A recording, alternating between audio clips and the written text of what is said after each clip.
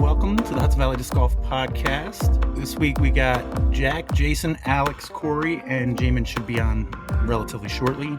All right, so Corey, I saw you posted on Facebook earlier today that J Park really got hit with the rain. Have you seen it that bad before? I've seen it worse. The water that's out there now is pretty common, just not typically common for like December 18th, more so like in April or a March, like, after we get like a 3-foot snow storm and then it gets warm and it all melts. Mm-hmm. Yeah, so what happens is, and it's even worse now because of what drainage problems exist or that have popped up this year back behind hole 34 and 35 and 36. Basically, the wetland over there kind of rises and then water flows across 35's fairway down towards the pavilion and the playground and where they're putting the bathrooms. And it flows across that area, and then it crosses the driveway and into 8's fairway, the field on the left side of the driveway. And then when it's real bad, like it probably is now and it has been in the past, it'll flow right across 9's fairway and meet water that has overflowed the banks of the river. And then all that water moves left and it goes across 10's fairway, 13's fairway. It overflows the Hanacroy Creek that's there. So then there's a fish and game club that's on the side of the road over there. One of their outbuildings or like party building, whatever you want to call it, gets completely flooded. The green at 13 is probably flooded. That entire field is underwater. And then that also is met up with water that flows from the left side of the road, which floods 19B's green. Hole 28, the mystery kill, that's probably got a shit ton of water flowing through it. You probably can't even cross from 28 to 29 where the bridge is that crosses the creek. So yeah, I kind of wish I had daylight to walk back in the woods because I'm sure it's pretty bad back there. Is there a layout that you've played when it's like this? It's J Park, Pat. You could figure out any type of layout you want to play. But is there one that you've played before where it's like I can avoid the water and kind of manage to get a full round or a pretty close round in? Is yeah, I mean, you could probably play. It depends how much extra walking you want to do, but you could definitely get like 8. You could do it. I don't know what it looks like out there, but it kind of changes depending on exactly what holes you can play. Like right now, 13 and 8 and 1 and 2 are somewhat unplayable just because wherever you throw to, you have to kind of like manage the river you have to get across, and that might mean backtracking or taking some weird way. Or what are the chances that it's going to be in manageable shape for first tracks? Pretty likely, unless we get hit with way more rain or, like I said, we get some freak snowstorm between now and then it gets warm. I'd be surprised if it doesn't recede, but I'm not a weatherman, so. And enough to where, a layout can be managed without. Yeah, I get you. Yeah, I think first tracks we typically do the J27 layout. I think. I'm pretty sure that's correct. Also known as the one I know. Yeah, the best layout, the best layout at J Park. I'd be surprised if it wasn't, but we'll see what happens in the next 2 weeks. All right. I was curious because I figured you would know. This is kind of the funny thing about like where they put the bathroom, because like us people that go to the park year round and see all the conditions that it's in, to see where the bathroom is right now. I mean, I'm assuming the town knows like what happens and how this could be a problem, but where they have the bathroom planned out is in a lake. Jason, is there anything that can be done with that? I mean, would you put it there? I mean, I think they put it there because many years ago they started putting one in, so they already have a septic tank installed and they already have a leach field, which is pretty expensive. But yeah, the septic tank is totally inundated right now. So other than moving it somewhere else, they're kind of stuck with it. So when you get situations like this, it's very possible that some of that nasty water could come up. The good thing is the water usually goes down pretty quick, so it's not going to be like stagnant, but it's not great for it to get inundated. I mean, you couldn't just put like a hill there or something, like just build up the dirt. This is layman talking. I'm just throwing out. So they essentially did that for the leach field. So on hole 1, there's that big mound. Mm-hmm. That's like imported fill. So they brought in probably sand and other fill to build that leach field. So what will happen is from the bathroom, it'll flow into a septic tank, which you can see the manholes there. They're like between the kiosk and the leach field. The waste will flow into there, and then it'll probably be pumped into the leach field and then settled into the ground. So that leach field is probably pretty pricey to bring all that material in. They also already had a well, which I believe they just kind of recently might have tapped into. I don't really know. Yeah. But that's kind of in the vicinity as well. Over by hole 33, the well's been there forever too. All right. So yeah, I could get like kind of nasty when you get these events like we just saw this week. But at least it'll be bathrooms. The other like weird part about Jay Park is it's a really weird geology. The rock formations there are really unique to anywhere in the world. A lot of the rocks are formed by glaciers like colliding there. Erratics, they call them. Unique features that don't exist anywhere else. And so there's also these crazy caves that are underneath Jay Park. And that's why you get those phenomenon like the Mystery Kill, where you can have this huge influx of water come in and all of a sudden just disappears into the ground, just goes down into a cave. So from an engineering standpoint, the soils and stuff are not typical there. It's mostly rocks and clay and these weird caves and stuff. So trying to find a good spot for a septic field is probably really tough. Science. Heck yeah. All right. So, Corey, what's going on? What do you want to know about TV ratings? What was that about? So correct me if I'm wrong, but I definitely talked about like TV ratings and how they came about, right? And that they just like poll random ass people. Yeah, I remember Jack talking about it. You actually, back in the day, you could fill out paperwork, and then if you had one of these boxes, you represent like 100,000 people or some such number like that. But yeah, what's up? Yeah, so literally I go out to my mailbox like last week and I have this, what I thought was junk mail, classic like to Corey Cook or whoever lives here now. Yeah, resident household or whatever. And on the back, it's got like this little see-through plastic side. And there's like these I see what looks to be like $2 bills. Like I see like the one and like the pyramid on the back. I'm like, what the fuck is this junk mail? I assume there's going to be like some fake like car dealership type stuff where they have what looks like it'll be $100 in there, but it's part of some deal. I open it and it's from fucking Nielsen TV ratings.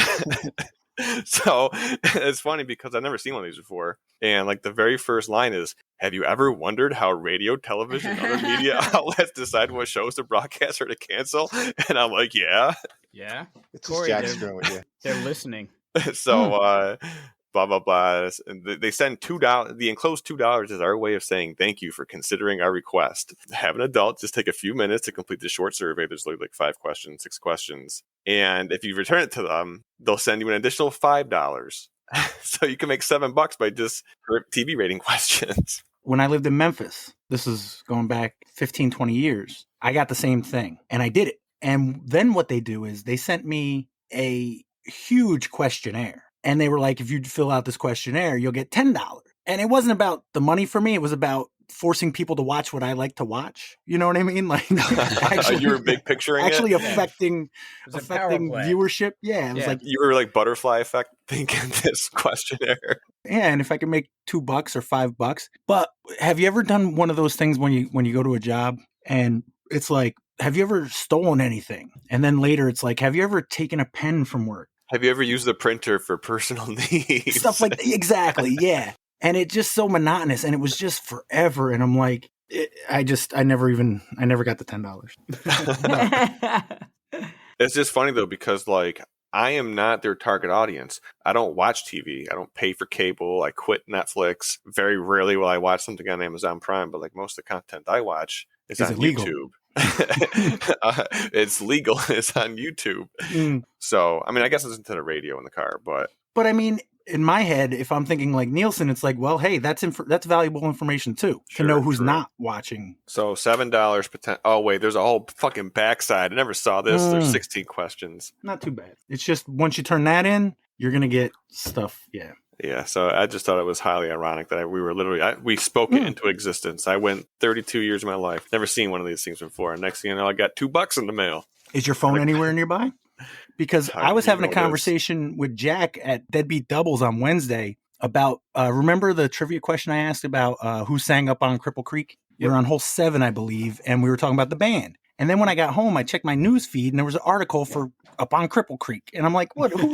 This thing is listening to me. So I think it's a very similar phenomenon.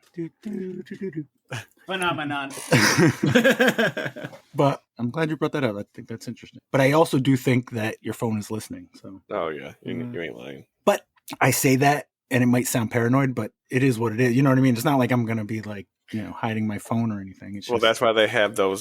Jason knows what these are. Probably those boxes are made out of a special thing that like you put your phones in. Faraday cages. Faraday cages. Thank you, Alex. Sorry, Jason.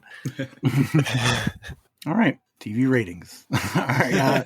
So, Alec, you had posted a message about making a list of tournaments worth traveling for. What exactly were you thinking there? So basically, I hear you guys talking about, tournaments all year long, and I wanted to go through and figure out what at least my personal schedule was for, the year for disc golf. I'm not exactly the person who's going to want to do a disc golf event every weekend in the summer. I mean, I'm going to probably enjoy every disc golf event I go to, but every weekend's a lot. So trying to narrow down which events are going to be worth traveling to, which ones should I be trying to make time to actually get to. And someone had posted in Disc App with a similar sort of concept, especially for amateur players, which courses are worth traveling to and which tournaments have the best players pack, that sort of thing. So I put together a little bit of a list on my end of just things that I remember people talking about or have heard the name of or happen to be going to a course that I know I want to play. And obviously not all of the tournaments for the year are out already.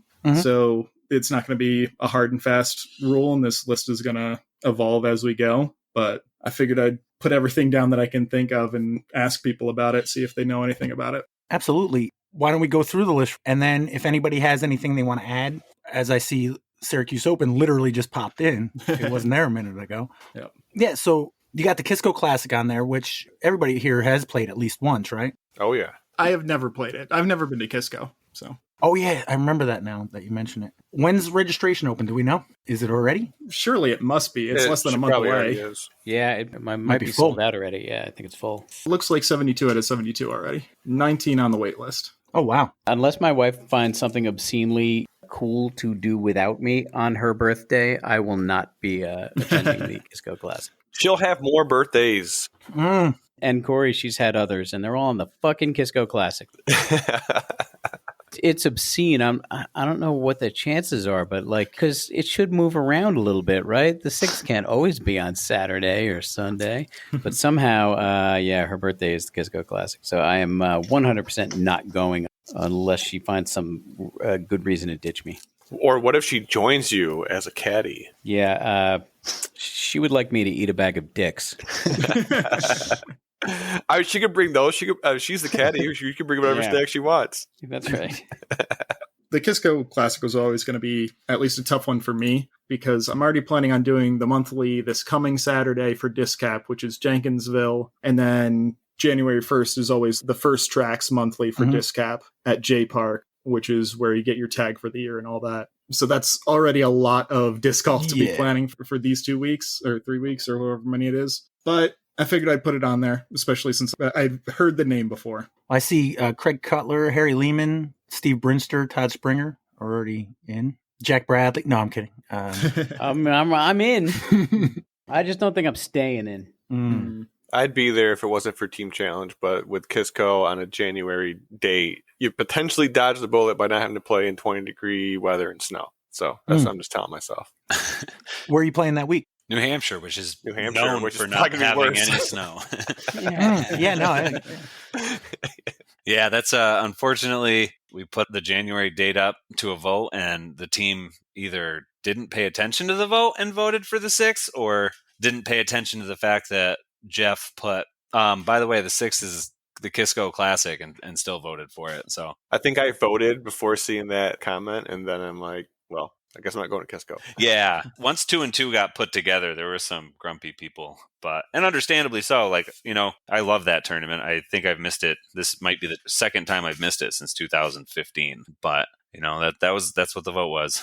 I mean, it's like the first big tournament of the year. And even without anybody from your team, it's still 19 on the wait list. Yeah. No, absolutely. It's definitely a draw. And isn't it usually the NIFA first event of the year? No, usually Battle Saratoga in October is. Historically, it was. Like when I started playing, it was the first NIFA event because NIFA event started at the beginning of the year. I remember one year I went to, actually, it was at Devon's. They had a tournament, and Chris Collette was like, it's the kickoff to the NIFA season. I was like, wait, I did that 4 months ago. That's in the description. This event kicks off the NIFA NEGGC points and qualifier season. What, Kisco does? Yeah. All right, who's fucking lying to me? You're probably right. They probably are just literally copying and pasting it from the last several years.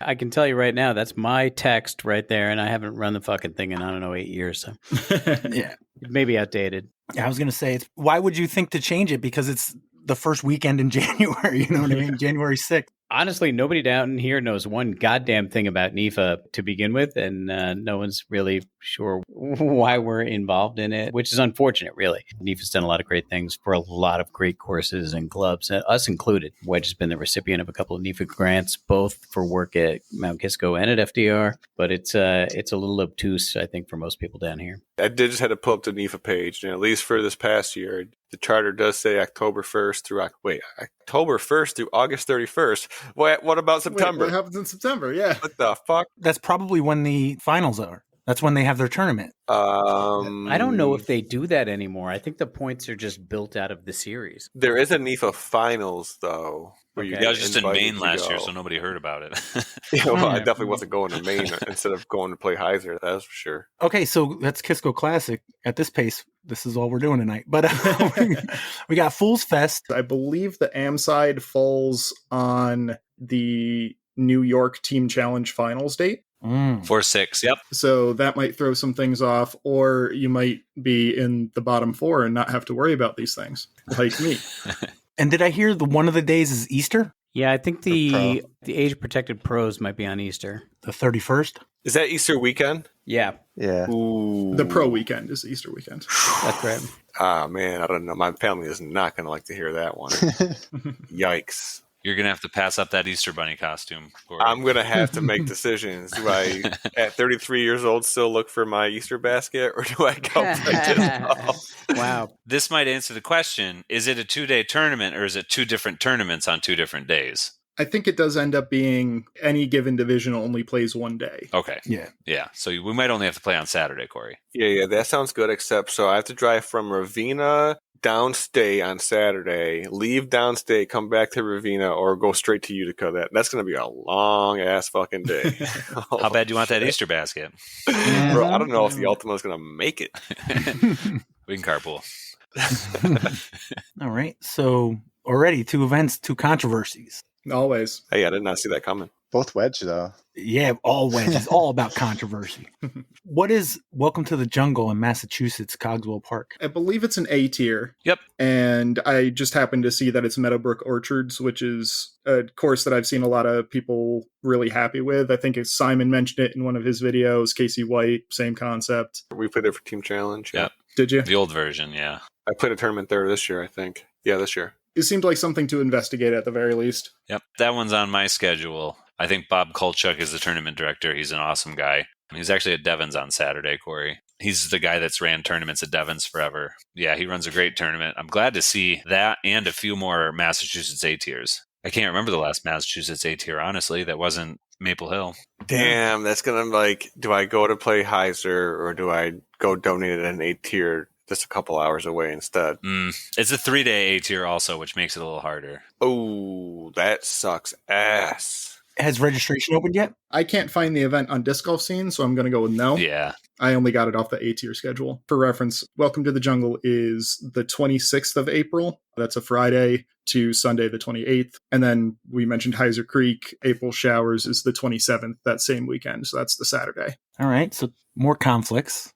I'm liking this list so far. Yeah, I mean, that's sort of how these things go, is you gotta make some decisions. And it's better to find out that you need to make a decision now than when the registration pops up in a month. Yep. Absolutely. And then for May, we got the Helderberg Championship. The Berg is in capitals. Is that you can only throw a Berg? I believe so. I believe Randy Bemis is running that one, and I think you play Thatcher and you're only allowed to throw a Berg. Is Thatcher amenable to a Berg? It's definitely a shorter course. I haven't played it personally, but I've heard things about it being a pretty good birdie course. It's fairly open, and the pars are kind of out of whack on some of the holes, which makes the scoring seem really, really good. Although it does sound interesting. Thatcher, it's a course that definitely garners some, not bad vibes. It's just underappreciated, I guess, underserved. I don't know what word you want to use. But a one disc only championship tournament at the course sounds perfect. Couldn't it have been I don't know, Toro or a Zone or something? I mean, I would prefer if it was a Toro, but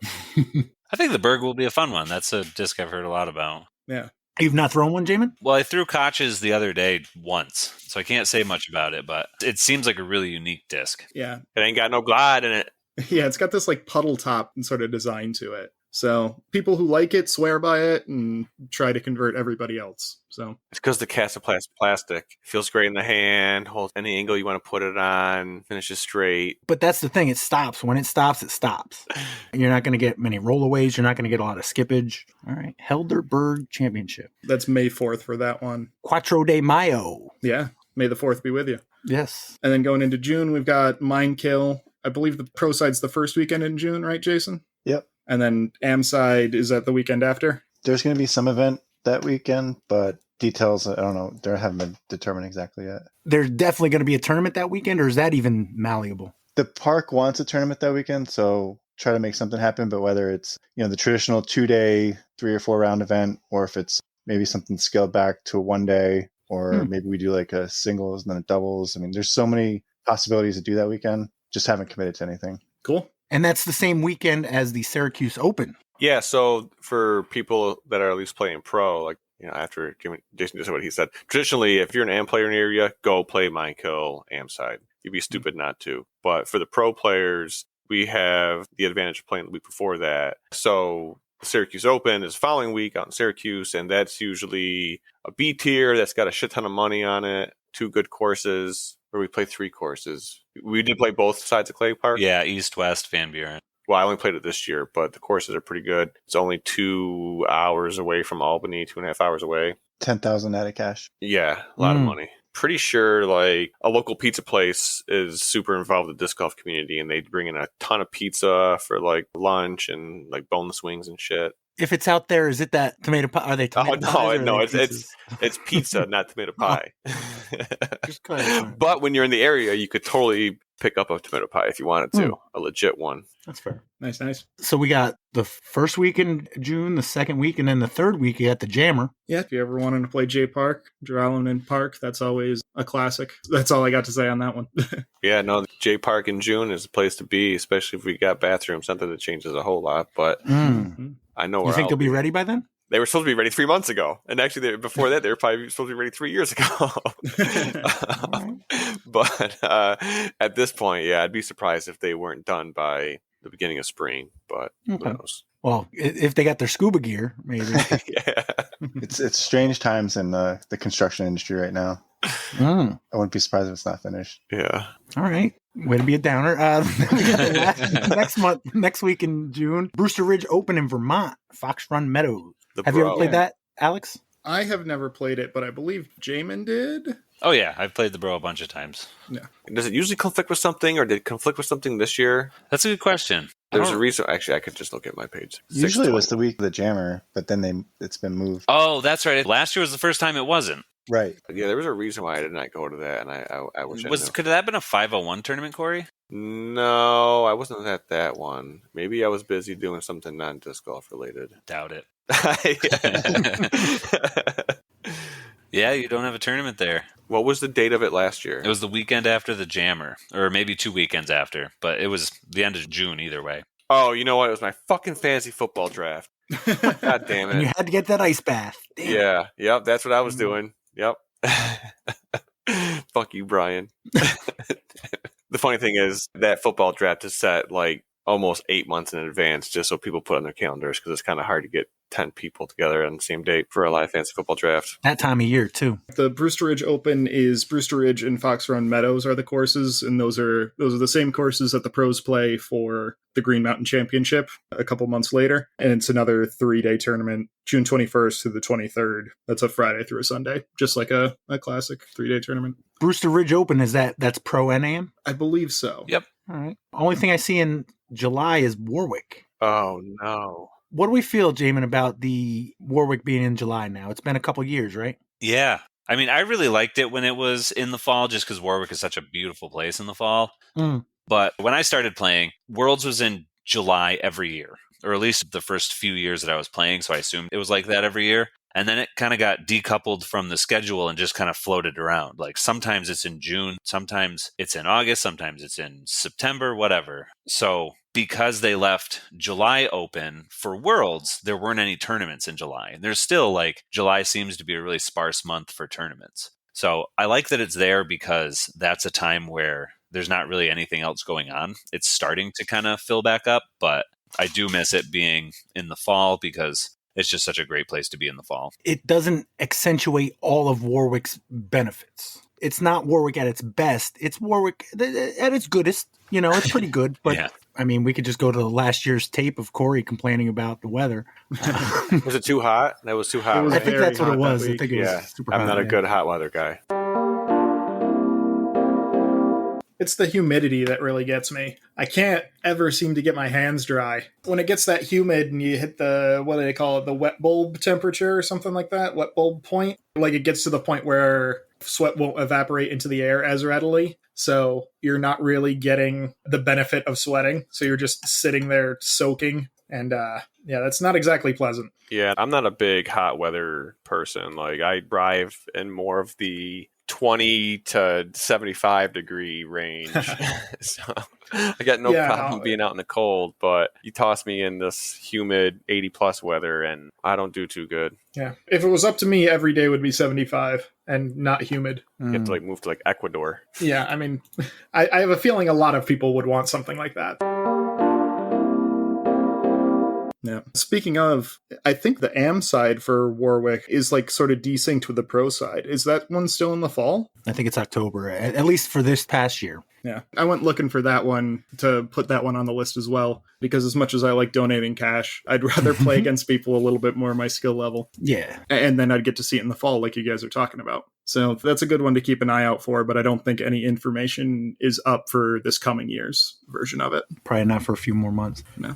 Moving on to August, we got the NADGT premiere at Maple Hill. What is that? I genuinely don't know.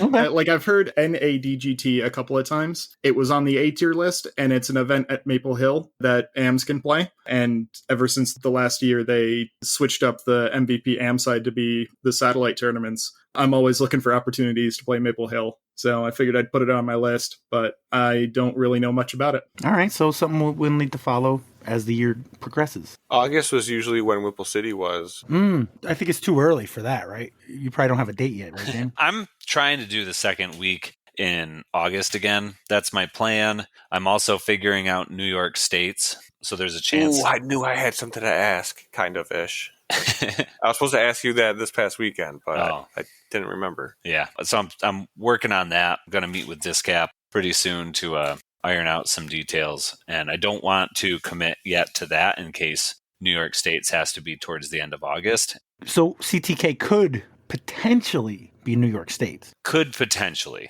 I think there's a lot of things that are possible with that right now. Mm-hmm. Alex, you might want to throw a couple question marks on that second week of August. Question. Yeah, there you go. Yeah, Whipple City is always one that I want to make time for, just like Mine Kill. CTK is a great course, and, you know, Jaimen always puts on a good event.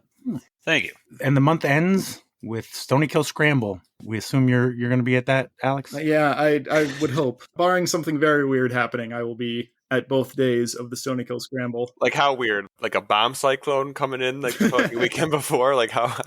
I mean, significant illness could keep me away, something like that. I come down with COVID the week before, something like that. That's a 2-day event. The first day singles, second day doubles, typically. And they're completely separate events. They're both under the Stony Kill Scramble name, but you can just play singles or just play doubles, either one. Or both. Or both. All right. And then the busy time of the year, we get to September, and it looks like 2 events on the 13th through the 15th. The Greater Hartford Disc Golf Open and the American Flying Discs Open. One in Connecticut, one in Rochester. Jaimen, you played at the one in Rochester this past year, right? Yep. Jason played as well? Yep. Yeah, I'm definitely going to try to get out to that one again this year. I had a really good time. I think that one was associated with the Pro Tour last year, I think, right? Yep. Yeah. So that one might be a tough one to get into. I don't think it will be again this year. Oh, I think okay. it would have been announced by now. Well, that makes it easier then. Yep. They do a really great job. That course is an awful lot of fun, and it's one that I'm looking forward to playing with a little bit more health. So Right. want to get out there. That's an interesting weekend because there are 3 A tiers between New York and New England that weekend, which is pretty remarkable. What was the other one? Was it like the Maple Hill Masters, I think? There's something in Maine that weekend. Oh, Maple Hill Masters is right around then, but I don't think it is that weekend. okay. This year, I think it conflicted with Maine states. Oh, okay. That's the 13th, 14th, 15th. Not sure, but I remember the RFDO was the same weekend as Maine states. Oh, yep. When I say this year, I mean past year. Yeah. Well, the year we're currently in. for another couple weeks. The Maple Hill Masters is the 6th, 7th, and 8th. Okay. And then there's, Main States is the 13th, 14th, 15th. All right. Then the next week we got the Green Mountain Championships in Vermont, Brewster Ridge and Fox Run Meadows. Very similar to the Brewster Ridge Open. Yep. So that one's the actual Pro Tour event, but it looks like they run the AM side at the same time. And I think you just end up playing the opposite course to the pros. Okay. I'm not 100% sure on that, but it looks like there were 2 Green Mountain Championships on the A-tier schedule at the same days. So, And this one's a 4-day event. So is that Thursday, Friday, Saturday, Sunday? I believe so. That's how they would normally do something like that. I think this year it fell on the same weekend as New York State Champs in Rochester. Yeah, so the 19th is a Thursday. So yeah, it runs Thursday through Sunday. If the New York State's Champs date changes, then I could add this one to my list as well, hopefully. Yeah, we'll know more about that soon, hopefully. All right. October, we got the Hollows Fall Classic in Manchester, New Hampshire. That's a 3-dayer. Yep. Again, it was on the A-tier list, and I have heard of the Hollows. I think we might have played a team challenge match there last year. We play there next month. Nice. That's where Queen City is from. Queen City, yeah, and they were in our pool last year, so that makes sense. I think I played at least the AMSide tournament of that in like 2019, MA2. Fun course, fun places. Yeah, so maybe I don't do that one because that course was not one that fits my play style, but we'll see. Also that weekend is Battle of Saratoga up at Heiser Creek, and that's the Saturday, the 5th of October. Then the next weekend, Norbrook Fall Fling in Connecticut, Norbrook, and Wilcox Wow. This is one that's gonna split some things. Yeah, because I feel like, is that also a potential team challenge weekend? Yeah, it would be a potential team challenge weekend. That would be a New York team challenge weekend. Yeah, I would think that date gets floated, I would guess. I would hope. The only Wilcox tournament that ever happens, usually every year. Yeah, that's got to be within the mileage zone, right? Yeah, that feels weird because Norbrook like an hour from me, and then Wilcox is also like an hour from me. And they're both south, so they're probably not an hour from each other. Wait, a mileage thing for what? So as an A tier, I think it's a 150-mile exclusion zone. It might be less now. Of what, other A tiers or B tiers? B tiers. It changes for everything. I haven't looked at the standards in a couple of years because I haven't been scheduling near A tiers, so it doesn't matter. But I think it used to be you couldn't have another B tier within 75 miles, and you couldn't schedule a B tier within 150 miles of an A tier on the same weekend. Is this Wilcox date even finalized? Or was this the weekend that it was last year or this year, Alex? I believe the guy who runs it, Dan Doyle, in that Discat post had said something to the effect of he wants to do it October 12th. I'm not 100% sure if that got confirmed. I think it was on the New York State approval list, though. It is on the New York State approval list. Okay. As a B tier. Yeah, they're only 41 miles apart. Yeah. And the standard is 100 between A and B. Oh, okay. Yeah, he might have talked to him, and they might have just been like, yeah, that's fine. But it's also a chance because it's out of state. It might have slipped by. The commissioner is much closer to Ohio than he is to Connecticut. Norbrook. Yeah. I have not played Norbrook yet. Putting this on my calendar would 100% push me to go play it. And I've only heard good things about it. And an A tier that's within 2 hours away. And it's right at a brewery. It's a fun course. That. It's like a perfect storm for Corey. Yeah. I'm a little surprised that it's an A tier. That's what I thought when I first heard of it. It's a fun course. I mean, I don't know. And maybe Jason, I don't know what you've been noticing, but just looking through the A tier list for this year, the definition of an A tier seems to be kind of changing in my mind. They seem like less exceptional tournaments. They seem like well-run tournaments still, but I don't know. I think the PGA has an issue because they're so focused on states like Texas, where it's very, very competitive for A tiers, that they tailor things to them. And then states like the Northeast, I think they need to be more lenient to what's an A tier because you want to offer more A tiers to people. But yeah, it's a weird thing because at the same time, I'm surprised Syracuse didn't get approved. Yeah, I think that's just a year thing. They didn't check that one box. I would be surprised if they didn't get approved next year. Yeah, totally. But I feel like they should have kind of made an exception. Yeah, I mean, it's an incredibly well-run tournament. I think that as a pro, seeing a lot more A tiers, I'm stoked because that just means there's more money in it. That's going to keep growing the pro field and the pro community and get people out to different places. So what feels like less caliber at Norbrook? Just the course? Yeah, I think Mind Kill is kind of the gold standard for an A tier course. the layout that you use for the A tier is a really quality course. And I just don't think that Norbrook is quite there. I'm pulling up some of the tournaments to see what par rating is. And that doesn't mean anything, but it gives some kind of a comparison. Yeah, it's a litmus test for sure. I've only played it once. I think I shot 1 or 2 down. Yeah, so I'm looking at 2022. The winning score after 2 rounds was 15 under, and that averaged 10-15. What was it, 15 down? 15 under after 2 rounds. Par's 55. Yeah, I would have went 16. And 55 is a 938 round then. Par's 55? Yeah, 938 rated. Yeah, see, like, the definition of a championship level course inherently has a higher par. And that's one where I feel like if you're going to have an A tier, you need to have a course that has more par 4s and 5s. Yeah, I think it has to be really challenging. It is a tournament that has drawn a lot of people. I mean, Casey White has won it the last 2 years, but he was the biggest player by a mile. Last year, he did even better and won it at 18. Yeah, par was the same. So par 55, 5,800 feet. It doesn't read as particularly long to me.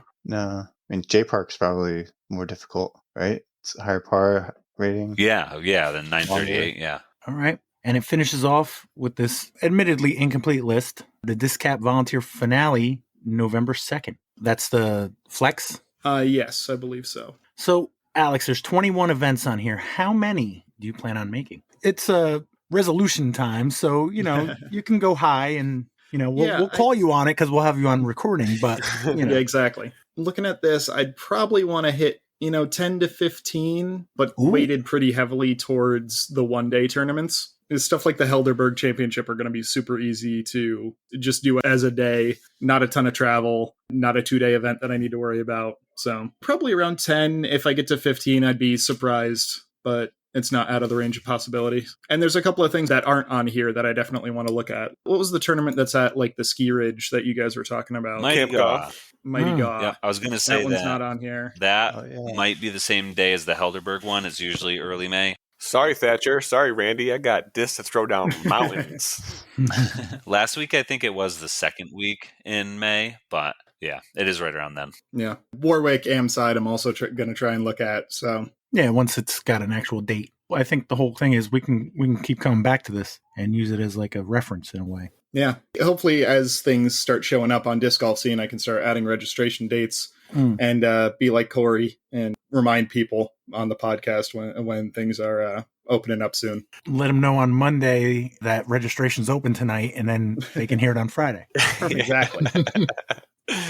But this is definitely a list of like the biggest events within like 3.5-hour drive, but there'll be a flood of other good C and B tiers that kind of fill out these weeks. Yeah, there's definitely things that are going to pop up. Like Stony Hill Scramble is on nothing except like our internal Discap spreadsheet. So I'm sure there are definitely other events that are going to be ones that I want to get to. So we'll figure things out as we go. Sounds good. Before we get to Team Challenge, I have to respond to Cranky. Uh-oh, Kevin Cranky. He sent me a message on Saturday. All right. It's New York Team Challenge related, but I felt it important to let him know. Basically, he sent me a message on Sunday, maybe it was Sunday. Have you ever given any consideration to inviting other people to participate in the podcast, especially for episodes where you're basically covering New York Team Challenge matches? Maybe a person from different teams that can fill the listener in on more specifics versus relying on Facebook posts or innuendo heard through the grapevine. Oh, God. Just a thought. Have you ever given any consideration to inviting other people to participate on the podcast? Yeah. Not really. No. No, thank you. That doesn't mean I'm not open to it. I'm just not. Can I put my 2 cents in? You could put in your whole nickel. Yeah. Here's my whole nickel. We talk about enough. There you go. That's it. My feeling on it was, and this is not any kind of criticism, I didn't really plan on spending as much time on New York Team Challenge as we did. Turning the podcast into a fucking Team Challenge show. Yeah. 2 things. One, for valid reasons, I'm not complaining, but I figured we talked to Alex about his Team Challenge and Jaimen as well, and that would have filled up a little more of the thing. Yep. The other thing I learned on Monday when we were recording was that there's another podcast talking about New York Team Challenge. Yes, that's your podcast right there, ladies. And they seem to be having fun with it. So that even gives me less reason to talk about New York Team Challenge. Yeah. If you want the juicy details of New York Team Challenge by 2 women that are not afraid to spill the tea I listen to it every week too, or whenever they push out an episode. It's much more New York Team Challenge centric. I've played one match this year. I think I played 1.5 last year. Personally, I don't play a lot of Team Challenge. That doesn't mean that the next time Team Challenge comes around and if Jason, Alex, Corey, and Jaimen all play a match, I'm going to ask them about their matches. I was looking for filler. We talked about the other events. I was just trying to fill in some time. Also, Cranky, you're more than welcome. If you want to come on the next time after Team Challenge, what's that? A couple weeks. 13th or something? The second week in January, yeah. Yeah, so if you want to come on that following Monday and talk about your team, you're more than welcome to. You just got to make sure that, Kevin, you're going to have a functioning laptop, not a typewriter, that has a broadband internet connection. You can't be going off of some AOL trial disc they give out at Walmart still. Right. And at a minimum, Microsoft Edge. Edge. You need Edge with minimum. Bing. Yeah. I didn't plan on going in depth as we did. It's just... I feel like these ladies have let us off the hook. Yeah. 100%. We can back off a little bit. Yeah. Again, I was just like thinking of anything to talk about. But with that being said, we did have a couple of New England Team Challenge, the fancy Team Challenge, to talk about this week. Why don't we start with Wedge?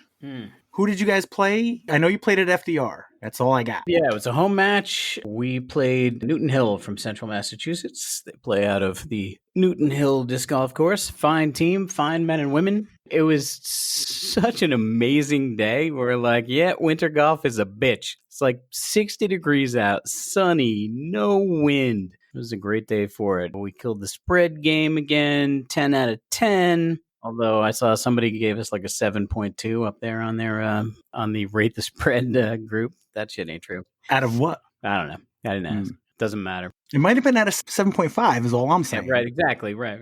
That's my assumption. Yeah. Yeah, it was fun. It was actually my first home match. You may recall I was stuck in Florida for the previous home match. So for me, home matches are the most fun in Team Challenge. I love hosting. The team loves hosting. It's our chance to all be together in the same place that day for the whole day. And, for that purpose, we got scared in round 1. They managed to come out of singles ahead of us. It was 11.5 to 10.5. So Ray and I went to the drawing board to shift some of the doubles teams around. I was complaining to people because I make these doubles teams the night before and, they assume a certain point spread that we're going to generate from singles, but Team Wedge is apparently just built to scare the shit out of me after singles. And so I am constantly spending my lunchtime in the Jeep trying to figure out how to get the doubles points. But we did that. We came out in doubles. We needed to win 6 of the 11 matches and we won 8. And for my money, Jeff Sullivan and I won it in stellar fashion. I think we meet Corey's criteria for having won the match. Jeff and I were going back and forth against our opponents, and we're really well matched against them. They were up 1 on us on our 17th hole, which was hole 7, white, and I laced my drive down there to get us a putt. They kind of tanked theirs. They took a 4. We ended up taking a 3. That tied the match going into hole 8. We talk about FDR not having a lot of like J Park kind of local holes. Yeah, janky holes. That sounds like one to me. That is one. It absolutely is one. And I have a shot for it. So I'm in love with that hole. I've gotten a lot done over the years on that hole, both in match play and in tournament play for its opponents, because I've developed a shot for it. So we got the match tied up there. Hole 8, on the other hand, white does not yield a whole lot of scoring separation. Generally speaking, everybody who plays it gets a 3, almost regardless of who you are. Like 850 player gets a 3, 1,000 rated player gets a 3. It doesn't give up a lot of birds. So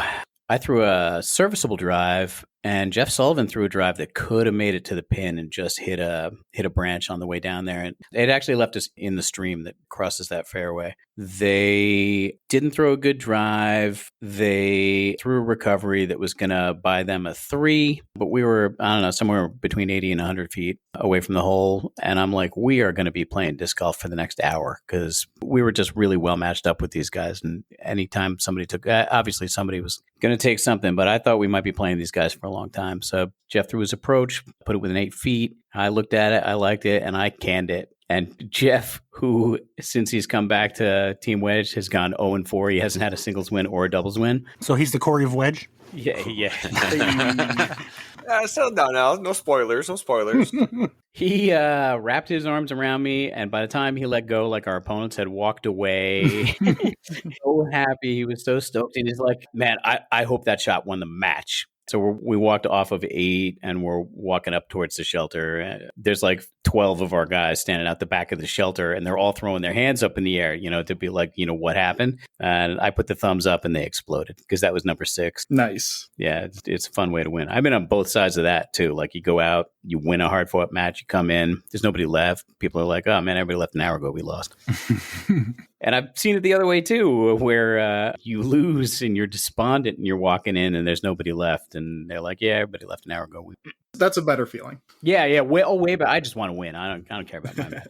But yeah, I threw it in from a mile away, won the match, and nothing feels too much more fun than that. And then, as we got in, the scores all kept coming in, and we, more or less spanked them in doubles. We put a team out in doubles, a mixed team, Joe Gesick and Emily Apgar, which was a total sacrifice. I managed to get them matched up against Josh O'Coin and one of their women. And I was basically just trying to keep Josh from beating one of our other teams. And Josh and Becky shot a 54 and Joe and Emily shot a 60. The matches that we did lose were really close. Kyle and Silvio lost their match by a single point. Kenny and Eric Bowers lost by 3 or 4, I think. But they had a couple 40s, Newton Hill. When they won, they had to really shoot well. When they won, they really won. They had to really shoot well, right? They had to shoot a 49 to beat Kyle and Silvio. They had to shoot a 48 to beat Kenny and Eric, which those are good teams, really good teams. Kenny Godwin and Eric Bowers, good double team, one of our best, and Kyle and Silvio too. But everybody else across the board got the job done. It was a fun win on a fun day, and it was a super good team effort. Everybody just pulled their head out of their ass for doubles and went and got the job done. And just to clarify, it was Mike Jones, top contributor, that gave you guys a 7.3. Yeah. I would be remiss if, for Eric Bowers, don't forget the fried chicken made on the spot. Yes, that was Eric Brummett did that. So Eric Brummett's not on the roster this year, but showed up to support us and, not just to like hang out and eat our lunch. He showed up with a deep fryer and made chicken and fries. All right. Chicken tendies. With a 7.3, if you're not going to give any feedback, like constructive, how do you make the score better? I pretty much disregard any, number-based ratings points. That's fair. That's very Jaimen of you. So I didn't look at the roster, but I'm not sure Mike was actually there. Yeah, I don't think he was. I think he's just giving us some shit. Probably based on the pictures. Yeah. So, you want to give me a 7.3 on photography? I'll take that. I do have to ask, while we're talking about spreads, what is this? The Devils have cracked the lunch spread code. Did somebody actually bring? Oh yeah, that sounds like a Devils thing. What are these? The Top Cherry Live Resin? Dabs. Oh, that Dabs. looks like, yeah. Marijuana dabs. 1 dosage of 1 toke of marijuana. Is that what that is? Yeah. It's marijuana of some kind. That's crazy. Basically a fucking soldering iron with concentrated weed that you inhale the fucking smoke out of. So our updated scores, we got Goats at 0-4, Stony Kill 1-3, Newton Hill and Chainsbury 1-2, Pelham and Daisy Owls 2-1, Wedge 3-1, and Team Tank 4-0. And it looks like Saturday, January 20th, Wedge at Team Tank. Yep, that's right. The big battle of the undefeated and the one defeated. And I'm thinking about bringing our fucking roster there alphabetically and saying, you do it. It's a good away match to have. Yeah. Oh, yeah. I'm pleased as punch. We're going to have fun. We're thinking about getting good and drunk the night before. Start looking for the alternative ways to enjoy yourself at that course. Exactly. And the other thing that, I'll throw out there, and I throw this out to my team all the time, and we've been at plenty of places where we're overmatched and we're not going to win. But what does happen occasionally, not often, but a team walks into another team's place where they shouldn't win, and they do. And so I think there's no better way to have a chance at that than to be playing with house money and, understand that there's no pressure. And, we've got really good players who can play really good golf and do. So in no way, shape or form should we. One day we may be on the end of a win that we shouldn't have been able to get. That's what we'll hope for, but I think we're gonna build that trip for maximum hotel, restaurant, and bar shenanigans. And Stony Kill, you guys have Chainsbury coming up in January 6th, Kisco Classic Day. Oh yeah, that makes things even easier. So we've got Chainsbury coming up at home. Yeah, we're starting our string of home matches and wedge. So we're not traveling too much further this year. And if we can win out, then we make playoffs. If we don't, then we probably won't. Yeah, you're. I'm not telling you anything you don't know, but got to get your shit together. You're going to be in a relegation battle. Well, they got Chainsbury, so that's a big one as far as for the relegation battle. The loser of that is firmly set in relegation, no? Yeah. It depends on record, and then it depends on percentage points, because the head-to-head will not matter in that tiebreaker. Right now, Stony Kill's at 1-3. They're at 1-2. So the winner, if Stony Kill goes to 2-3, they go to 1-3. I mean, it's a win. Yeah. But if Stony Kill goes to 1-4, then it's all about your survival at that point. Right. Yeah. And I don't know if these are updated because I'm looking at this cap just played Devons, and I'm showing them both with no wins. So I don't know what even happened there. Yeah, stuff gets updated usually at the end of the month. Yeah, they should really do it on Mondays. I'm just saying. The D pool was updated yesterday. Well, that one looks at least updated as far as having two teams in there. It kind of helps know that this looks accurate for you, that looks accurate for them. So. Yeah. On paper, I think Chainsbury is not a comfortable win, but one that we should win. That's a win. You'll win. I have that as a win for you. Yeah, and the same deal with, I believe we have Pelham as our other home match. Or no, we just went to Pelham. Is it Goats coming to you? Goats. Goats. Yeah, and Goats should be a comfortable That's win. also a win, yeah. So I'm feeling okay about getting 3 wins, which, fingers crossed, should keep us out of the relegation discussion. I think a 3-4 team, is going to finals. That sure would be nice. But I think that you could end up with a couple of 3-4 teams, one of which could go to finals and one of which could get relegated. Yeah, that would be a rough setup, but I think it could happen. I think you're right. All right. Enough of that D pool chatter. Let's move up to the C pool. And Discap for now played Whoa. I hope that we end up in the next pool so we can keep our winning streak against you at your home. That's hurtful. That's truthful. The truth hurts. So the Disc Captains played Devons at Devons. Yep. Jaimen, how did that go? Not as we anticipated. That's a match that we really could have won.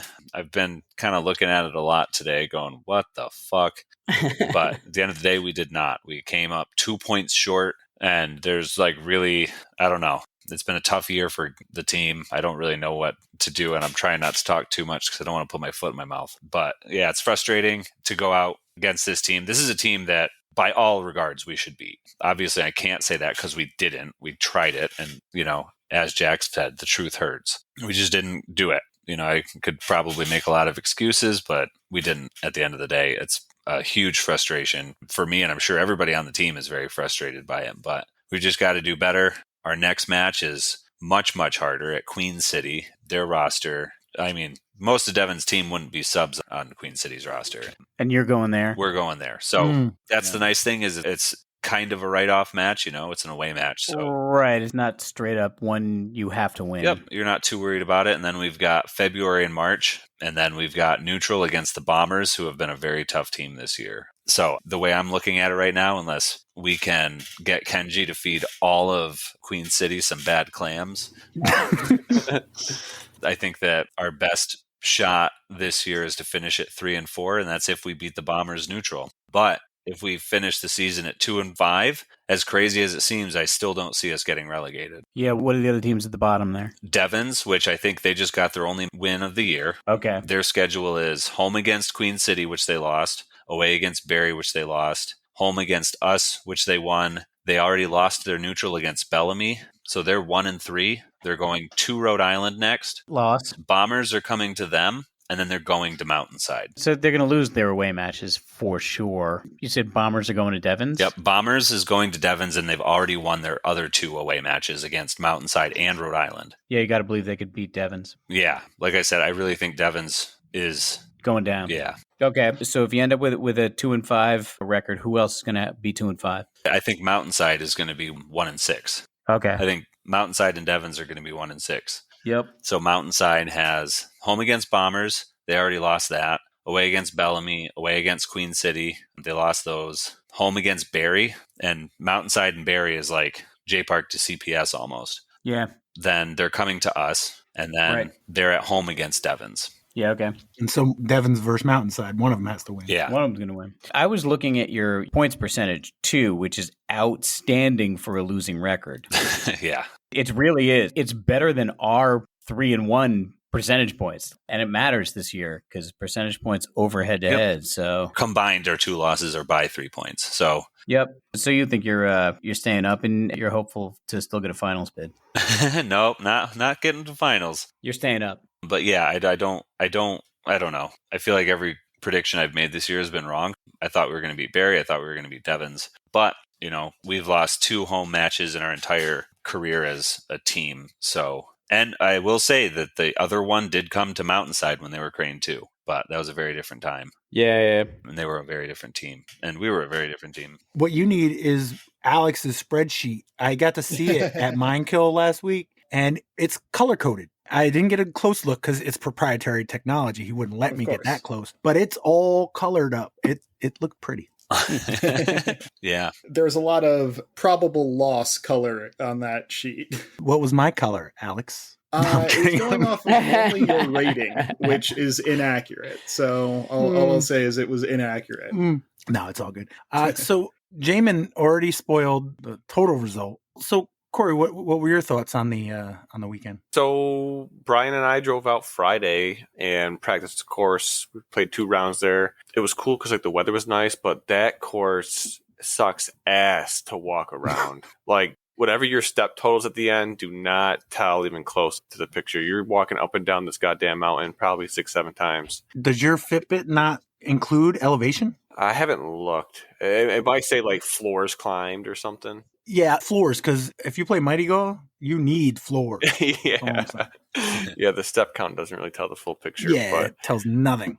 This course is pretty short and kind of janky for most of it. I don't know. There's got to be at least 5 holes that are under 200, and the shortest one being 130. Literally jump putting off the tee. It's a downhill 130-foot shot. But I thought it was fun to play. You would definitely go into it thinking that the home team knows how to carve it up. But the Devon's location is perfect for fucking team challenge. The hotel we stayed at, cheap as shit. It was $110 for a double bed room. There's an American grill and bar right in the hotel. And then literally within a 2-minute walking distance, there's this Mexican place that sells nice margaritas and expensive Mexican food. And then after that, you go back to your hotel and either you go hit up the hot tub or the pool, or you did what we did. And we had a few people in the hotel room crushing beers, playing board games, and watching disc golf. So Friday night, we played some Catan and some Wingspan. And some disc in a box? I did not get my disc in a box yet. No. That would have been, I don't know if I didn't order it because I didn't think I'd be able to get it. You wouldn't have gotten it in time. To this point, it would be nice to have the New Hampshire match. And I don't know if I ordered it now, if I get it before then. But if I ordered it last week, maybe. So Saturday, went up for singles. I played some guy named Ryan, kind of whooped his ass a little bit. Ryan W.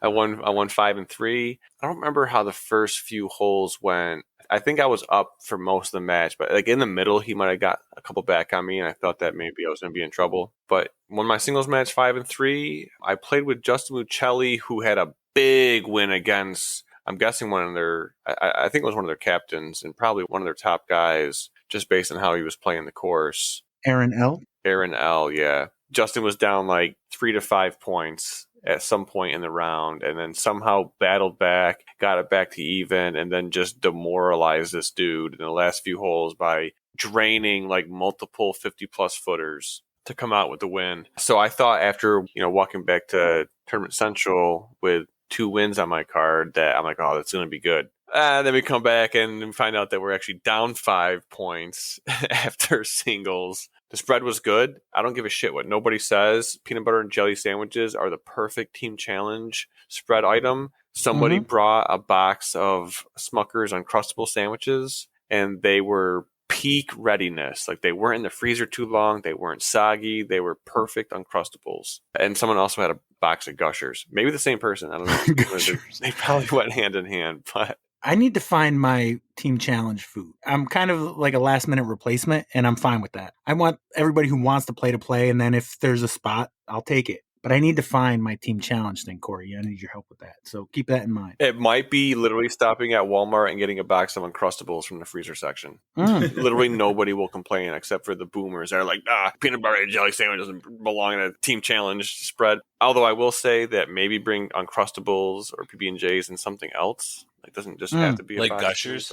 Yeah, like Gushers and a 12-pack of Miller Lite. Those Gushers that was the most eaten part of my lunch. That's yeah, the Gushers were dope. And of course they had pulled meat and macaroni and cheese and stuff. But macaroni and cheese with sausage in it. Oh, was it sausage? Oh. For some reason I assumed it was kielbasa, but maybe that was just the Polak in me. Isn't a kielbasa a sausage? I mean, it is, yeah. Okay. Yeah, it's literally. I didn't think it was a steak. I just thought it was beef.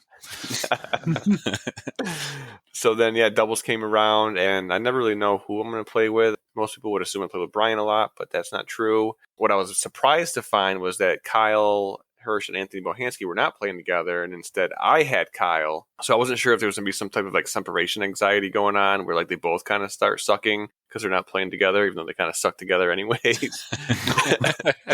And I remember, I don't know if it was Jaimen or Dave Koch, but I feel like one of them made a comment that oh yeah, we're playing against their best guys. And halfway through the match, we kind of give and took, we kind of went back and forth. We had gotten some birdies on some really tough holes. They had gotten a couple birdies on some easy holes that we didn't get. And I told Kyle, there's no way these are their best guys, right? Well, then the round finishes out. We end up winning by 1 point against the Dub guys, Frank and Maz. And we come in and see the board, and we beat them by 1, and we threw up 2 hot scores of the round. I think we went 10 down, which I don't know what a great Dub score is there. I'm sure a really good one is maybe 12 or I'm 14, guessing 44 or 45 based on what I'm looking at. But I think a 44 is really good on that course. Devon's is an old school course where there are no par 4s, even though there are par 4s. Looks like there was one other 45 and a couple 46s. Hot round from the UA team. Yeah. Not even in Dubs, there's probably, I would say, at least 3 holes that are gotta be birdies. Not even in the traditional sense of oh, you gotta get this birdie. No, you literally have to get it. It's 130 feet and it's downhill 30 feet. You just toss a putter at it and you're inside circle. There's 1. nothing in the way. It was a jump putt. That's what I was doing, was jump putting. Yeah. And then me and Kyle both come up short and have to drain a 40-footer or a 30-footer to save birdie. That's when we thought we were going to lose it. Jeff Wojciechowski jump putted. 9 was the really short one, and then 10 was right after. It was at 190. He jump putted both of them. I think between those 2 holes, he jump putted almost 400 feet. Yeah. Jaimen, looks like Anthony played individually. Was there a strategy in splitting up Anthony and Kyle, or was that just the way things worked out? Yeah, I haven't really found who on our team works really, really well together. There are some players who I know do, and I try to keep them together. Jason and Julia are a pair that are just super solid together. And numbers wise, according to their rating, they don't always work out that well. Or it wouldn't seem like they work out that well, but they always punch well above their weight because they just. And that's Jason Gorsuch? Yeah, yep, Jason Gorsuch and Julia. May Marger. Yes, yeah. Aha. I'm remembering name.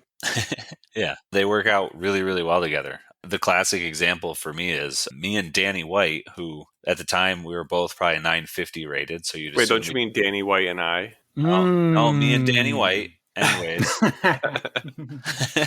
we would always get paired up in doubles because, I threw far at the time and Danny was always really consistent. And that seemed to be a great recipe for doubles. And for whatever reason, the 2 of us just never won anything. So numbers are very far away from the determining factor in doubles. Chemistry. Yep. Yeah. So you're still working out team chemistries, basically. Yeah. And it's never ending.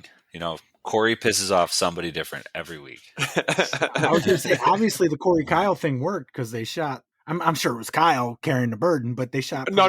Well. You cannot say that, Pat. I made that a statement. I would not let that happen. I fucking popped off that round. Jaimen is going to be the only one that remembers this, but hole 3, impossible birdie. It's Burbine hole 15 or some shit, but worse. And I solo birdied it with a forehand up the rock, 60-footer. There's a couple other holes too that I kind of popped off on, but this is really your point, Jaimen. What a teammate! I solo birdied it, but I did. You have to understand. I don't know if you've met Kyle, but he's kind of pretentious. I think what that means is, Jaimen, you found a great combo for Corey because he's always going to want to one up Kyle. So he's going to play his best with Kyle. I tried really hard to impress him. Yeah. The unfortunate part is that Kyle listens to this podcast and Corey just called him pretentious. So, see, once a week, Corey. Thanks. New teammate. He messaged me earlier and he said, "So are you going to go on the podcast and talk about how I carried us?" I'm like, "Kyle, both of us know that is not what fucking happened. So no, I'm not going to say that." I'm going to delete that part out. Yeah. Editor's notes. Keep that part in. I also felt like that course was very forehand friendly. I don't know what you thought, Corey. Yeah, especially because the holes that you would forehand aren't necessarily the long ones. Yeah. It was just long enough that like a serviceable forehand doesn't help. Yeah, I mean, other than like hole 1 and hole 2, I was forehanding. Those are both like a 200 and like a 150 foot shot. But there was definitely a couple holes that like, yeah, if you could throw like a 300 to 350, well, not even 350 really, because no hole is even that fucking long. But like, if you have like a solid like 275 forehand, you can make the holes a lot easier. Yeah. I did not throw good forehands that day. But yeah, so then we came in from doubles and hung out for a little bit, drank another Labatt Blue, ate some more PB&Js and Gushers, and I think that course was so short, we were done. We were one of the last few people in the parking lot, me and Brian, and I think we left before 3:30, between 3 and 3:30. So we got a solid hour of driving in the daylight before it went to pitch fucking black. Typical Brian, closing it out. Yeah. Yeah, I was going to say, you were probably yelling at him, Brian, we ready? We ready? I was surprised. Like, I wanted to finish my beer, and like everyone was like running out of the place, and I didn't even feel rushed. And then also looking at the time, there was only 3:15. How far of a drive was it? It was about between 2 hours and 15 and 2.5. Okay. Depending on how fast. What about for you, Jaimen? 3:15. Everything's longer, isn't it? Yeah, it really is. I love living in Glens Falls. I hate driving from Glens Falls. Well, the good news is you got a guy named Jaimen up there who keeps building fucking courses, so at least you'll have a bunch of disc golf to play. It's also the bad news is. Well, yeah. So, any quick updates on any of the new courses? The only reason I ask is I saw somebody asking about UDisc or something, like adding a course to UDisc. Oh, yeah. So I opened up Jenkinsville. People have been playing it, and then naturally people start asking about UDisc. And I don't know. UDisc is like a necessary evil. You guys have heard me talk about the stupid fucking comments and stuff, reviews. So I wanted to let the course get beat in a little bit and get their first impressions out of them before they have the ability to write something that's going to stick around for a while.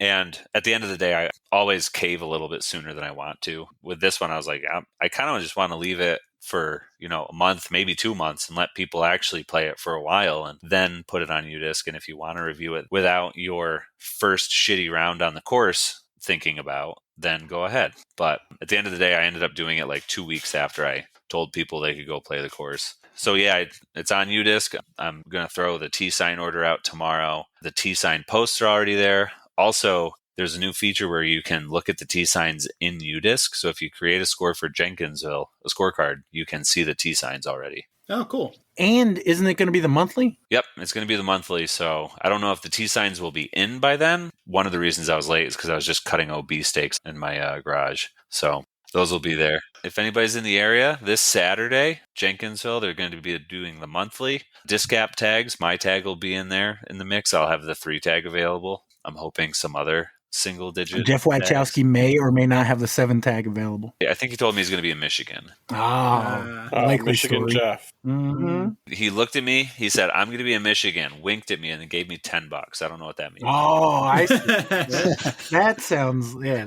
likely. Wait, was I supposed to say that?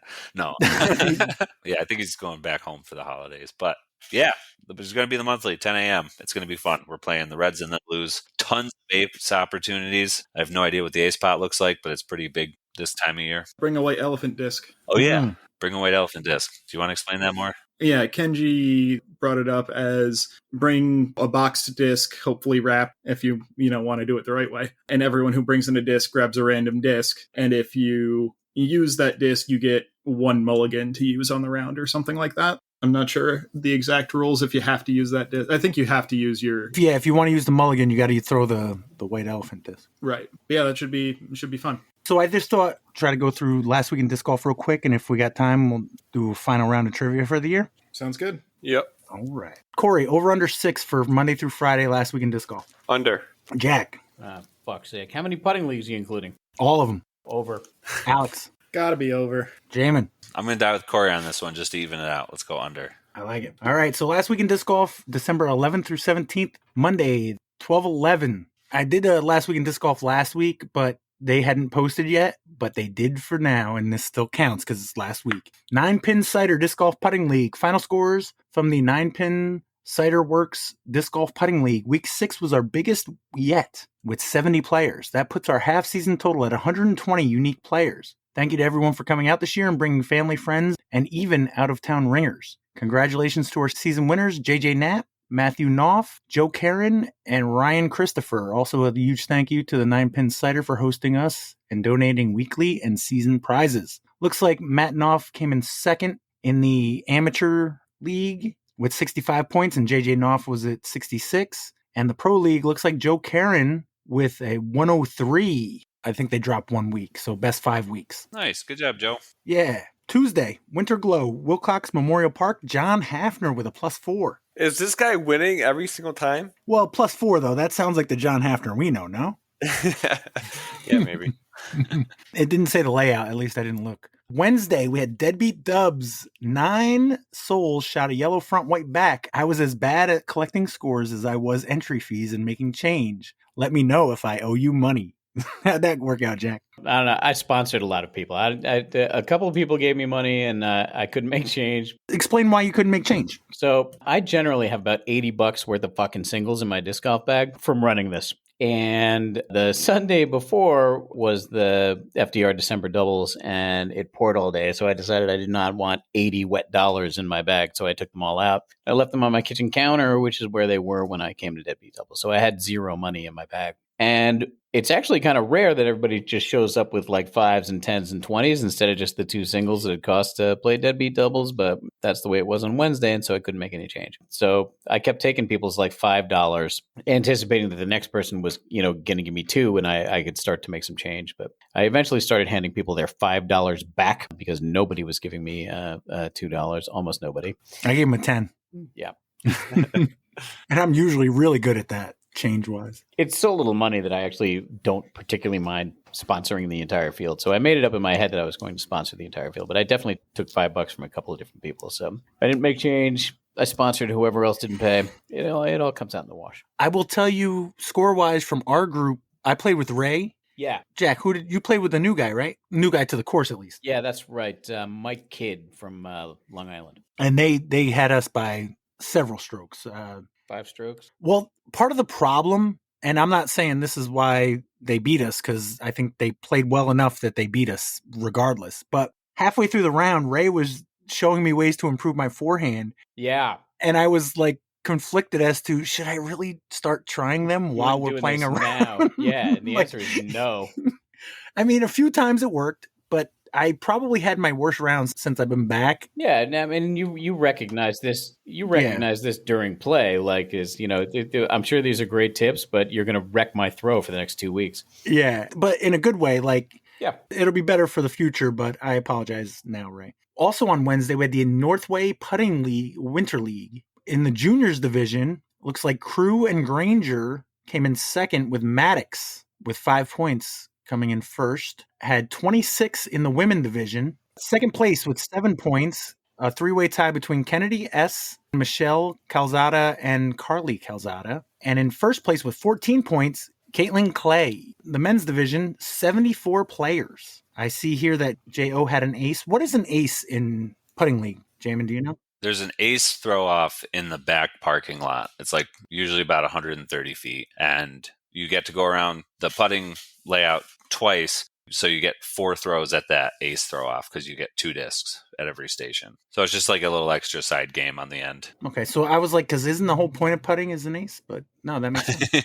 Okay, so in the men's division, looks like with 15 points, we got J.O., who had the ace, Joe C., and our winner for the week with 21 points, Tyler C. Is that Tyler Calzada? Yep. Tyler Calzada. These Calzadas are just out here winning everything. Thursday, Bridgeport Thursday Handicap, Dan Coughlin shot an even par to win. And the Disbeat Club Season 3 played at Stephen P. Wallace, regular tees 18 whites. Third place, we got Mark Stryker, got 3 points. Kevin Cranky got 4 points. And Derek Stasinski, I don't know if that's right, but he got 5 points. Sounds right. Which means our top 5, fifth place, Jason Gorsuch with 13, Kevin Cranky at 17 in fourth place, Greg Kurtz in third place with 18.5 points, Mel Gallagher in second with 22 points, and your leader through however many weeks this is with 24.5 points, Mark Stryker. So that puts us at 5 events, right? No. Yeah, 5. Yeah, yep. 6. Damn it. On Friday, Beacons Putting League. Zach McDonald won it with a 119. He's the only one who shot over 100. I think Kristen came in second with 90-something. But we don't mention the 90-somethings, Kristen. I'm sorry. So the overs win it. Got with baited. 7. Got there. Saturday, Skylands Monthly, Camp Ga. A pool was Craig Cutler at a -6. And the B pool, Tibor Polenyi at a +4. Bridgeport Singles League, A pool, Bradford Di Gregorio shot a -2. And the B pool, Stephen Procassini shot a +1. And on Sunday, Cranberry Sunday Handicap, Tony Ferrara shot a +3. Bomber Disc Golf at Griffiths Park, EJ Bilodeau and Bobby Seymour shot a -5. And Long Island Sunday Doubles, Layout, Blue Odd, Alternate Red and Green, Even, +3A Blue. That was Ron Gallardi and Pete M. shot a -5. That is your last week in disc golf. Exactly. All right. Got time for a quiz. If I'm correct here, I got Jack has 15 points, the Jaimen at 13, and Alex at 14, with Corey at 9. I'm here. But it is still double points December. True. So we got, 4? So what do you want the teams to be, Corey? Jamin, how far back were you? I'm at 13. 13. Alex is 1 back of Jack at 15. I guess me and Jamin, I guess. Oh, prevent me from getting the tie. I see how it is. Or do you just want to make the last one? Nah, every man for himself sounds fun, but... Yeah. I'd rather hear more correct answers. Yeah. I'll take Jamin. I don't know how Jamin feels about it, but... I'm fine with it. All right. I don't know if this is obvious or not, but I'm not always playing to win. That's right. D-Pool versus D-Pool. We should beat these schmucks. Ooh, that's it. Oh, I like it. I like it. Where's D-Pool? For now. Well, even if we come to D-Pool, then we're going right back to C-Pool the year after. All right, so C-Pool gets to go first because they are, in fact, C-Pool. Got 3 categories here. 1, 2, or 3? 3. I like it. That's what I was going to say. All right, so 3 is the only one that requires a bit of explanation. Oh, shit. When I was going back to do some research for finding the first disc or no disc, I did find a round that I did that had some yeses and some nos. And I found 6 of them that were nos, that some of them are no longer nos. Ooh. Okay. So I thought it would be interesting to do a round where some of these, when I asked them at the time, this was around 2020, they were not discs. Some of them now are. You ready? Mm-hmm. Question 1, category 3. What half-horse, half-man creatures were notorious for misbehaving at parties? What half-horse, half-man creatures were notorious for misbehaving at parties? That's got to be a centaur, right? Yeah, the misbehaving at parties thing's kind of throwing me for a loop. I think it's trying to. But centaurs are, yeah, that's the only half-man, half-horse thing, right? That I know of. Is there any creature that's a horse head and a man ass? Like the opposite? I think I've been called that before. Yeah, I know a guy. Okay, yeah, centaur. Is the centaur a disc? I think it is. Yeah, that seems like it is. I liked it as a disc. Yeah, that's a good one. I'm sorry, no. What? What the fuck? Oh, yeah.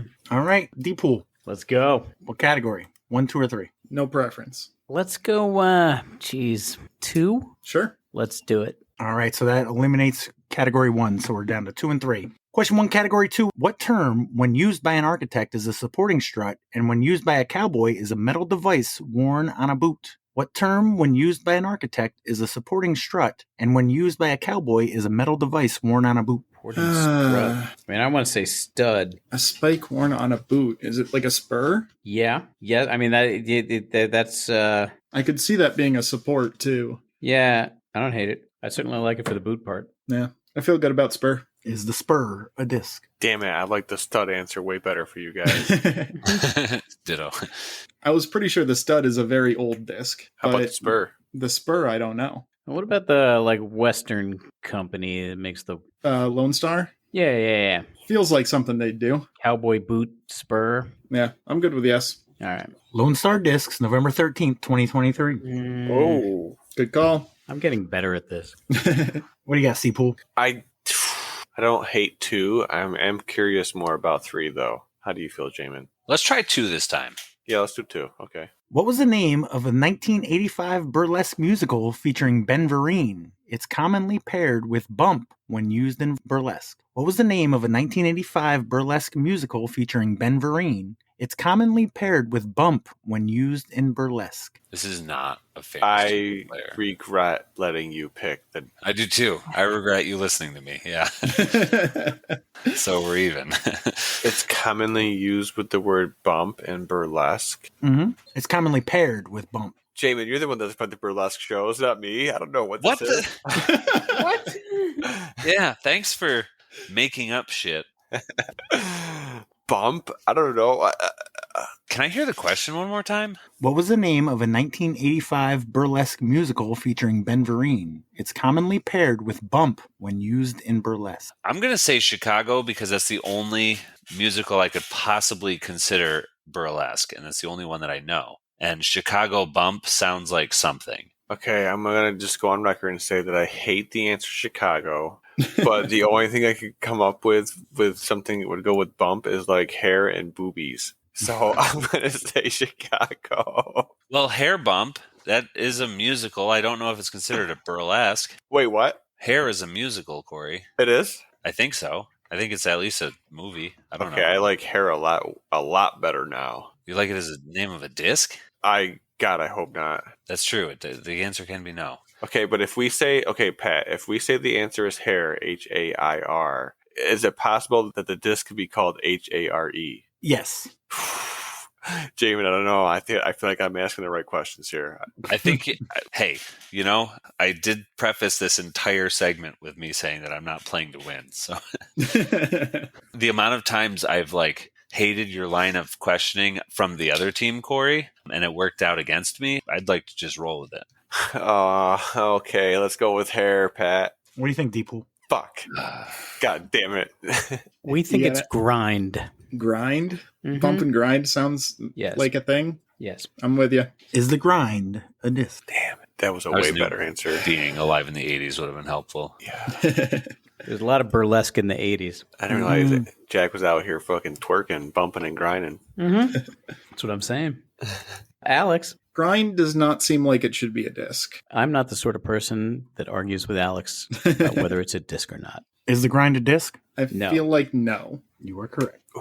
That stings. What category, Deepool? Oh, right. That's us now. Yeah, it's us now. I haven't developed a preference. Yeah, I'll go to 3 for potentially slightly easier question. What was the answer to the first 3 question? Centaur. Centaur. I'm not good with mythical animals, I'll tell you that. Are you? I'm pretty good with, All right. with them. I'm willing to ride it. All right. Question 2, category 3. What do we call the mythical creature that the Greek writer Theseus called a monoceros? What do we call the mythical creature that the Greek writer Theseus called a monoceros? Monoceros. Mono makes me think 1, which makes me think Cyclops. I don't hate that. You go with that? Monoceros. Maybe a unicorn? I think I like unicorn Keros, more. one horn. You think that Keros is it's a horn? Yeah, because I think Cyclops is just a Cyclops in most Greek things. Yeah, right. I think unicorn's a better answer. All right. Is the unicorn a disc? You are killing it, kid. Thank you. I think it is a disc. And I don't fight with Alex. Pro Discus, December 4th, 2023. What do you got, C-Pool? 2 or 3? I've just been dragging Jamin down. My mythical knowledge is going to be pretty trash, not going to lie. That's not what that one has to do with anything. Yeah, I was thinking the same thing when Jack was saying that, but then a question came out that was another mythical creature. Yeah, that is true. What were the first 2 answers in the second category? Grind, and I don't remember their answer. I hated that second question really much, really bad. Yeah, let's ignore it, and let's just not do that one again. Okay, 3. Category What 3. could go wrong? Category 3? Yep. Question 3. P.T. Barnum exhibited a monkey sewn to a fish and called it what type of creature from Fiji? P.T. Barnum exhibited a monkey sewn to a fish and called it what type of creature from Fiji? What the hell? I'm going to say mermaid, Corey. Okay. Because a monkey's humanoid and a fish is a fish. Scaly. Yeah. Thin. Yep. Yeah, that's all I can picture is the bullfrog stamp of like a frog riding a bull and just like transposing that to like a monkey. Yeah, mermaid. Is the mermaid a disc? I'm going to say yes. I think this is a Neptune disc. Yep. Discmania, October 17th, 2022. Okay, even better. So wrong, I was right. Didn't know that. That's a classic hoax. Yeah. The fish shown to Classic to who, Alex? Classic to who? Yeah, somebody else. I'm going to guess Apparently. 60% of the population based on this study. Because you know what else is a classic? Krampus. I didn't even know Krampus was a thing until about 3 years ago when I saw the stupid Krampus movie on Netflix. Deepool, what category? 2 or 3? Also, get off my lawn. I'm back good to either 2. way. We could oscillate. Yeah, we'll go back to 2. What word that means to ape or imitate can be created using only Roman numeral? What word that means to ape or imitate can be created using only Roman numeral? Mimic. Yep, I'm with you. Is the mimic a disc? Is the mimic a disc? Feels like a good name for a disc. I have no support other than it feels like it should be. I have a great deal of confidence in your feelings. I'm confident enough, and yes. Yes. Kraken Discs, August 7th, 2023. I'm really glad I didn't get that question. Yeah, I was going to ask you. You thought that we were going to get that question right. Nope. They came up with that embarrassingly fast compared to how we would have done. Yeah, guessing what letters are in the Roman numerals makes sense than trying to put a word together. Halfway through, we got 8-3. What do you think, Seapool? I like their last question better than the stupid one, the burlesque one that we had. But We just talked about how we wouldn't have known that answer. Yeah, true. But it was better than burlesque. So I guess we stick with 3 then. Yeah, let's stick with 3. Yeah. 3. What tropical eagles are named for a woman-bird hybrid of Greek mythology? What tropical eagles are named for a woman-bird hybrid of Greek mythology? Sirens weren't women birds, were they? No, sirens were just ladies Promiscuous singing on ladies. rocks. Right. Trying to think. Are harpies women? Oh, yes. Harpies. That's the answer. Okay. Do you want me to give you other options? Nope. Don't want to hear them. Okay. Let's go with harpies. Is the harpy a disc? Good call, Corey. I don't remember what the question was, to be honest, but harpy sounded really good. Is the harpy a disc? It's like a kind of good disc name. It Right? really is, and I don't know. I kind of feel like this has been a question more recently than whenever this was pulled from. I could be making that up, though. No, it's quite possible. I did not do a ton of research. Yeah, no, I'm also an idiot with bad memory, so Mm, I like it as a disc. Yeah, harpy seems kind of cool. Okay. Yes. I'm sorry, no. Fuck you, harpies. God damn Just throw a Deep Y pool. on the end of your harp. it. Harpish. Harpy. I'm still good going either direction. Let's go 2. Sure. What word can mean an important message from a soldier or a central location that tells taxis where to go? What word can mean an important message from a soldier or a central location that tells taxis where to go? Sounds like a dispatch. Yeah, Is the dispatch a disc? Sounds like a dynamic disc. I'm buying it. I mean, not for my bag, but I believe you. Confirm yes. I'm sorry, no. Momentum Oh. discs. November Oh. 12th. We Wait. just lost which disc manufacturer? Yeah. You don't get points for that one. Yeah, you lost. Is it a disc or not, or whatever it was called? Also a disc golf disc. Seapool, what do you got? 3. Okay. What fanged monster whose name is Spanish for goat sucker was first sighted in 1995 after a scary movie? What fanged monster whose name is Spanish for goat sucker was first sighted in 1995 after a scary movie? You got it, Corey? Fanged monster. Chupacabra.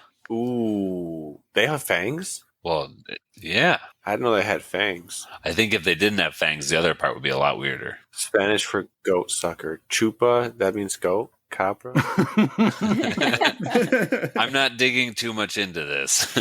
Okay, well, if you think it's chupacabra, then we'll go with chupacabra. I do think it's Chupacabra. I think you guys just like saying chupacabra. It's Chupacabra. fun. Is the chupacabra a disc? I think it is. I feel like that one is. Yeah, I feel like. yeah, I think it's a Lone Star disc. Well, let's not get too specific. We don't gotta, Now, you guys are correct. June 13th, 2022. Deepool, what do you got? Do we want to steal their last one to make them go to the other one that they were struggling more with? Other one? I don't care. We man. struggled one time. One time with a burlesque question. I would have got the wouldn't have known taxi it, Alex. question. Yeah, Because let's go Corey three. doesn't know what bump and grind is. We're oscillating. We're going 3. Sounds good to me. What mythological creature from Algonquin folklore is a malevolent, cannibalistic supernatural being associated with winter, the north, cold, and starvation? What mythological creature from Algonquin folklore is a malevolent, cannibalistic supernatural being associated with winter, the north, cold, and starvation? It's a Wendigo. Whoa. If true, fucking amazing. Yeah, say it again. Wendigo or Wendigo. I'm not sure Wendigo. how you pronounce it. W-E-N. No, pronunciation is very important, Alex. Yeah. All right, I'm going with my teammate's assertion. Is the Wendigo a disc? For some reason, I thought it was. I think it's like Gateway or something, but I easily could be wrong. They do like Indian things, Native American things. Yeah, but I'm with you, kid. I feel good enough about yes. Confirm yes. I'm sorry, no. Did you know that, Jaimen? I did not. I'm glad they stole it. Because I was going to say Yeti. Seapool. What word means to fly apart suddenly, especially from internal pressure such as can happen to a balloon or an appendix? What word means to fly apart suddenly, especially from internal pressure such as can happen to a balloon or an appendix? Rupture? That's what I was going to say. Ruptured appendix. At first I was going to say explode, because that sounds way more badass, but rupture sounds more like an appendage bursting. Yeah, right. That's where I was going with it. Rupture, Pat? What do you think, Deepool? What? We think burst. Yeah, burst was what I was going to go Don't with. do it to me. I'm going to throw the rupture down the fairway. Is Burst the burst appendix. a disc? These tricks. It didn't matter. It worked. Their plan worked, though. That's the problem. Is the burst a disc? Yes, I think. Sure. I'm sorry, no. Nah. Ha! Fuck you. Yeah. Yeah. Deepool, final question. This is for all the marbles, or else Corey will beat you. In what 2012 animated film must Princess Meridia rely on her archery skill to undo a curse? In what 2012 animated film must Princess Meridia rely on her archery skills to undo a curse? I think it's a Merida, isn't it? I don't care. It's got to be Brave, right?